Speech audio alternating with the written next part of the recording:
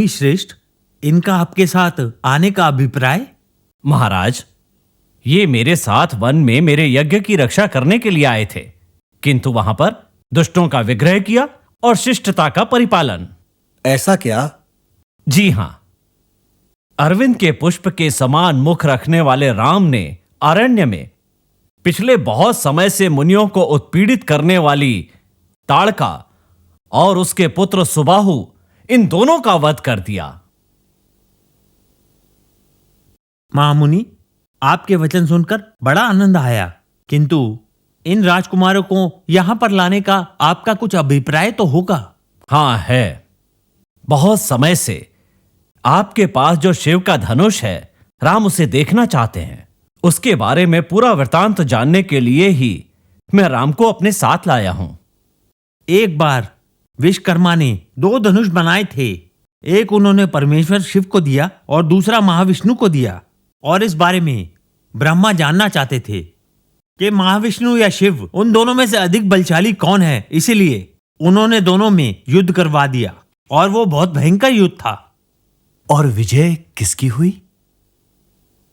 दोनों की नहीं, दोनों ने समान वीरता के साथ युद्ध किया। इसके पश्चात देवताओं के आग्रह पर दोनों ही पूर्ण रूप से शांत हो गए और युद्ध समाप्त कर दिया। और उसके पश्चात शिव ने अपना धनुष देवताओं को समर्पित कर दिया और वही धनुष देवताओं ने मेरे पूर्वजों को दे दिया, जो कि अब इस समय मेरे पास है। और एक दिन मेरी अजन्मी पुत्री सीता ने उसे उठा लिया। क्या कहा? तो सीता आपकी पुत्री नहीं है? हाँ महामुनि, मेरी पुत्री मात्र उर्मिला ही है। तो सीता किसकी पुत्री है? उसके आने के बाद ही उर्मिला का जन्म हुआ, इसीलिए सीता ज्येष्ठ है। और ये मैं आपको बता दूं, इसमें छिपाने की कोई बात नहीं। असल में सीता जो है भूमाता से प्राप्त हुई पुत्री है। भूमाता ने सीता को मेरी झोली में डाला था ऋषिवर। अर्थात भूमाता ने एक बच्ची को जन्म दिया? हाँ स्वामी, एक समय।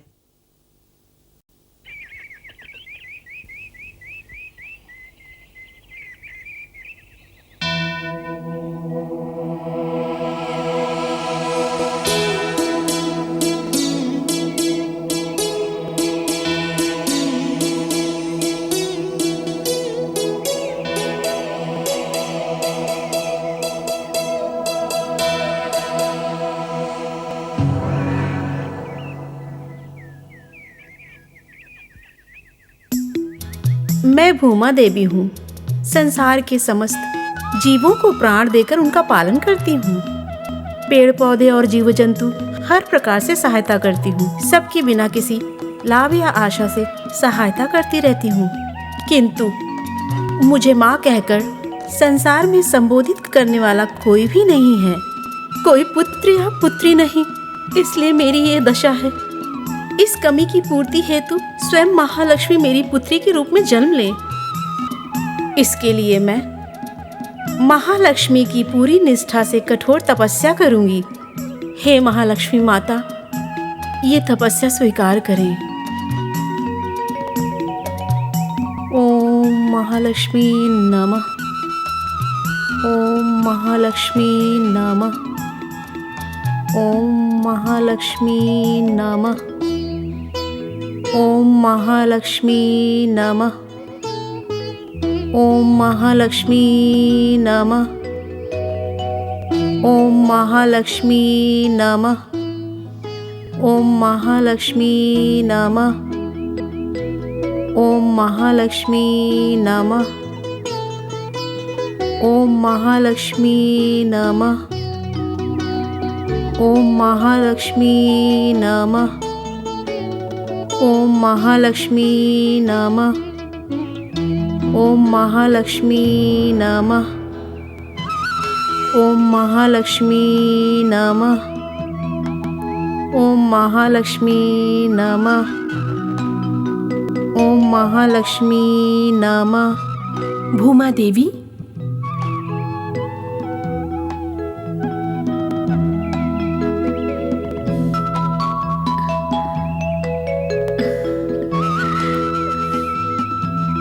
माता।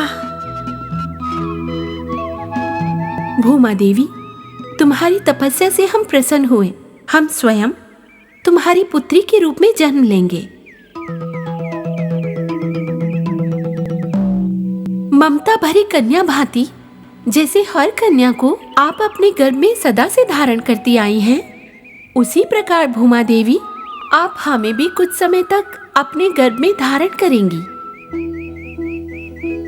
समय आने पर हम प्रकट होंगे। जब तक पृथ्वी रहेगी तब तक संसार में आपका पवित्र नाम और कीर्ति बनी रहेगी। फिर हम अपनी लीला समाप्त करके आपके साथ विलीन हो जाएंगे।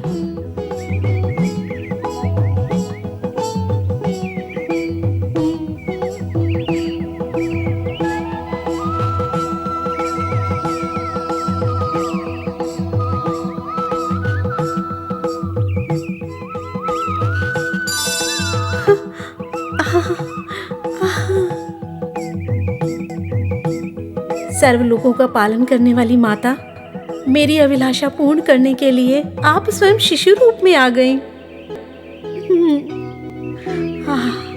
ये मेरा सौभाग्य है। मैं कितनी भाग्यशाली हूँ।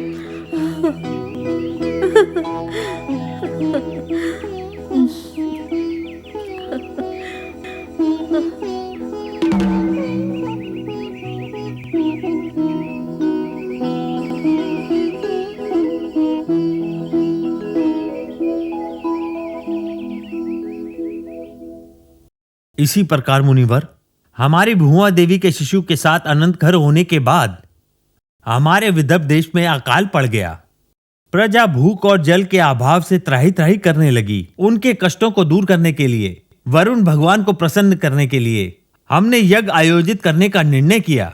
यज्ञ करने के लिए एक उचित स्थान का चयन किया गया। यज्ञ करने के लिए उस स्थान को समतल कर हवन कुंड स्थापित करने हेतु स्वर्ण हल से मैं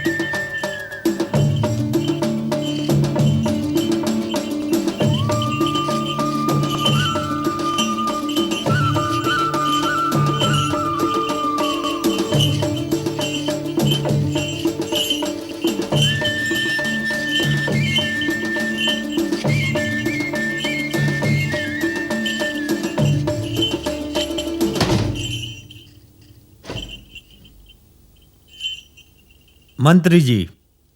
महाराज, लगता है इस स्थान पर कोई पत्थर है। जोतने में कठिनाई हो रही है। हमारे वीरों से कहकर उसे निकलवा दीजिए। जो आ गया महाराज।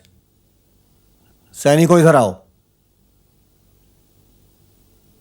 सैनिकों, इस स्थान पर जो भी पत्थर हो उसे खोद कर बाहर निकालो। जो आ गया। आप हल को उठाकर दूसरी दिशा में रख दो।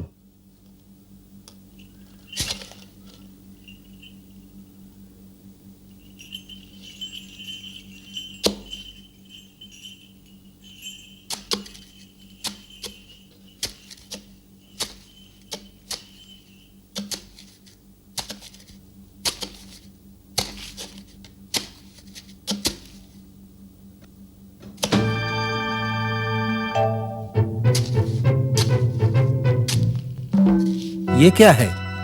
पत्थर तो नहीं लगता। सावधानी से महाराज, देखिए यहां पर एक संदूक है। संदूक है महाराज यहां पर। सैनिकों, उसे क्षति पहुंचाए बिना बाहर निकालो।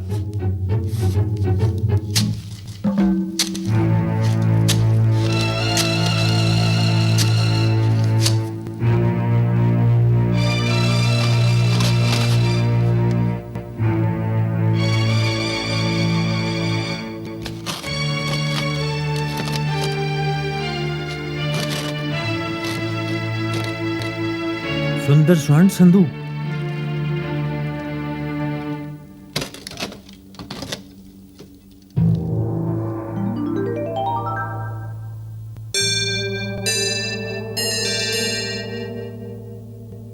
आहा, आहा, कितनी सुंदर शिशु। मानो के स्वयं लक्ष्मी ने अवतार लिया हो। यज्ञ भूमि को शीतल करते समय यह प्राप्त हुई है, इसीलिए इसका नाम सीता रख के मैं स्वयं इसका पालन पोषण करूंगा।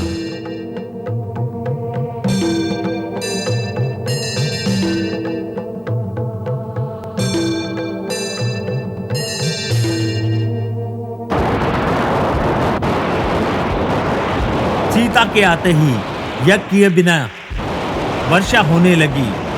मुझे तभी आभास हो गया कि सीता के आने से मेरा विदर्भ राज्य समृद्ध और गौरवान्वित होगा।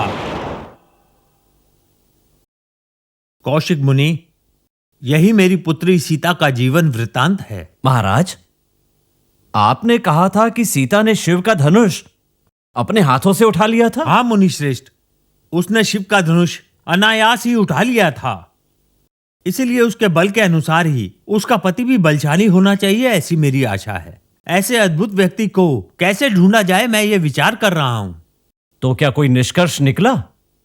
सीता ने जिस धनुष को अनायास ही उठा लिया, उस धनुष को जो भी उठाकर मोड़कर प्रत्यंचा चढ़ाकर सीता को जीत लेगा, मैं सीता का उसी से विवाह कर दूंगा। इस प्रकार का न्योता भेजकर स्वयंवर रचा है। इस प्रकार करने से सीता के अवरूप वर मिल जाएगा और मैं उसका विवाह कर दूंगा, ऐसा मेरा विश्वास था।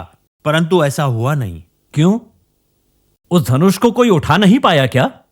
नहीं, मुनिवर नहीं उठा पाया उसको कोई। इसे अपनी बलहीनता न मानकर मुझे दोषी ठहराकर मुझसे युद्ध किया और मुझे हर तरह से हराने का प्रयास किया। अपने तप के कारण देवताओं द्वारा प्रदान शक्तियों से मैंने उन्हें परास्त कर दिया।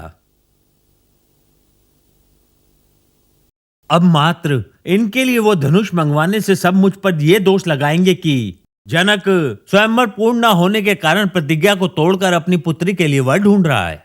तो एक कार्य कीजिए, उस धनुष को सभा में रख करके आप पुनः स्वयंवर का आयोजन कीजिए, तब इन्हें उस धनुष को देखने का अवसर प्राप्त हो जाएगा।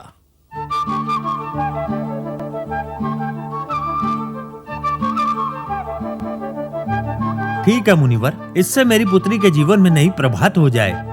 मुनि श्रेष्ठ, कल यज्ञ समाप्त हो जाएगा। उसके उपरांत सभी राजाओं को न्योता भेज दूंगा और आपके आशीर्वाद से ये स्वयंवर आयोजित किया जाएगा। तब तक आप अपने शिष्यों के साथ रहकर राजमहल में विश्राम कीजिए। जैसी आपकी इच्छा।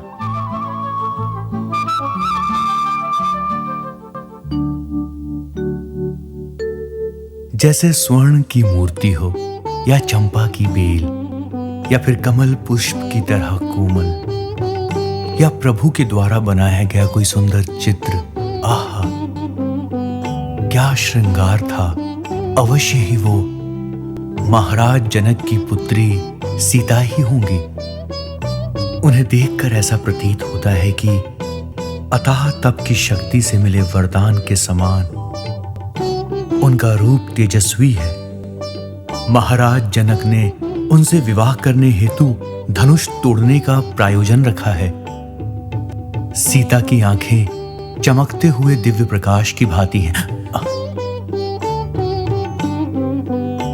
उनके कोमल चरण मोतियों के नुपुर की भांति हैं। उनके नयनों से हुए प्रहार से मैं स्वयं को बंधा हुआ पाता हूं। उनसे विवाह करने हेतु मुझे शिव धनुष को तोड़ना ही होगा, परंतु मुझे विश्वामित्र जी से आज्ञा लेनी होगी। परंतु क्या मुझे आज्ञा मिलेगी? बिना आज्ञा के मैं धनुष को कैसे तोड़ूंगा?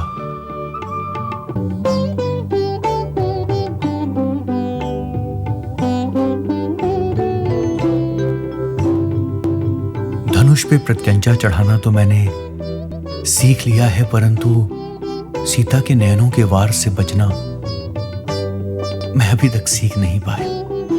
मैं बार बार उन नयनों को देखना चाहता हूं। अपने मन में उठ रहे प्रश्नों के उत्तर चाहता हूं। क्या मुझे उत्तर प्राप्त होंगे? ये तो भविष्य के गर्भ में ही छुपा है।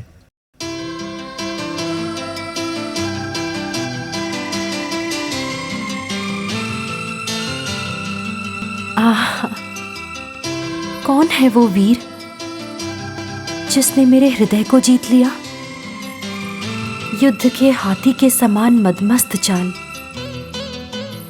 काले मेघ जैसे केश, चंद्र बदन, लंबे सुडौल हाथ और पर्वत के समान चौड़े शक्तिशाली कंधे। वो कौन थे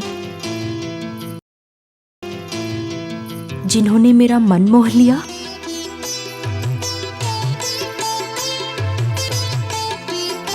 इच्छाओं को प्रबल करने वाले कामदेव तो नहीं?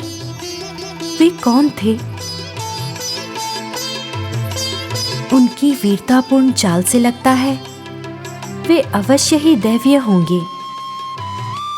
उनकी सुंदरता को देख मेरे नयन उल्लास से भर गए हैं। हे प्रभु, वही मेरे स्वामी हो, आप मुझ पर ऐसी कृपा करें। मेरे नैनों के द्वार से प्रवेश कर वे मेरे हृदय में बस गए हैं। ये मंद पवन मेरे शरीर को स्पर्श कर रही हैं, किंतु इससे तुम मेरे मन की कल्पनाओं को नहीं रोक सकते।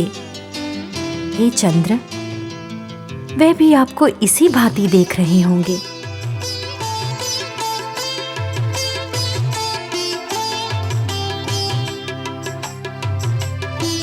इतने दिनों से मैं अकेली उनकी राह देख रही थी। आज भी तुम उन्हें साथ ना लाकर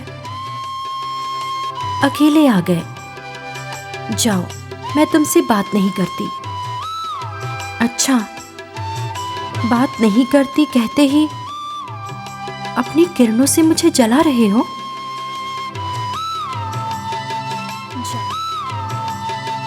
जाओ, मेरा उनसे विवाह होते ही सबसे पहले तुम्हें ही दंड दिलवाऊंगी।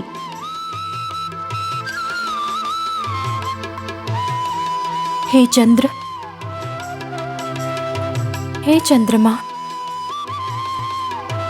तुम भी मेरे लिए प्रार्थना करो ना कि मेरा उनसे मिलन हो जाए।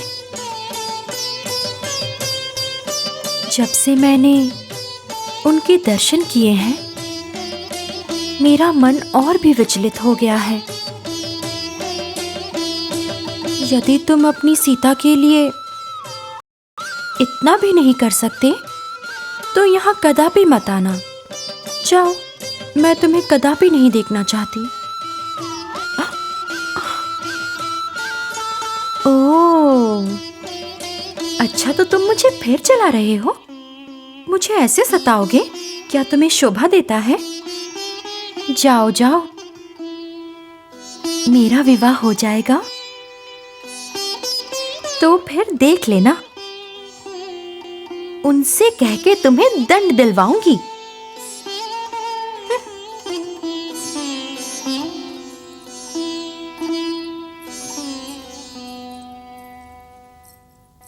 दीदी, किससे बात कर रही हो? नहीं तो, मैं तो किसी से बात नहीं कर रही थी। चंद्र को देखो, कितना सुंदर लग रहा है। मैं बस उसे ही देख रही थी। चंद्रमा को देख रही हो या उनके विषय में सोच रही हो? जा, दुष्ट कहीं की। दीदी, चिंतित मत होइए, आपकी विडंबना दूर हो ही जाएगी, इसलिए चिंतित मत होइए। आपको ये जानकर खुशी ही होगी। क्या आपको ज्ञात है दीदी कि विश्वामित्र के आदेशानुसार हमारे पिताश्री आपका स्वयंवर रचाने जा रहे हैं? और उस स्वयंवर में जिन्होंने मेरा चित्त चुराया है, वो भी अवश्य आएंगे। कल सोमवार है दीदी, तो शिव पूजा करके शिव से तुम आराधना करना। उनके आशीर्वाद से तुम्हें वही वर प्राप्त होंगे दीदी। जैसा तुम कहती हो, मैं वैसा ही करूंगी। वही मेरे स्वामी बनेंगे। आपकी इच्छा जरूर पूर्ण होगी। उर्मिला,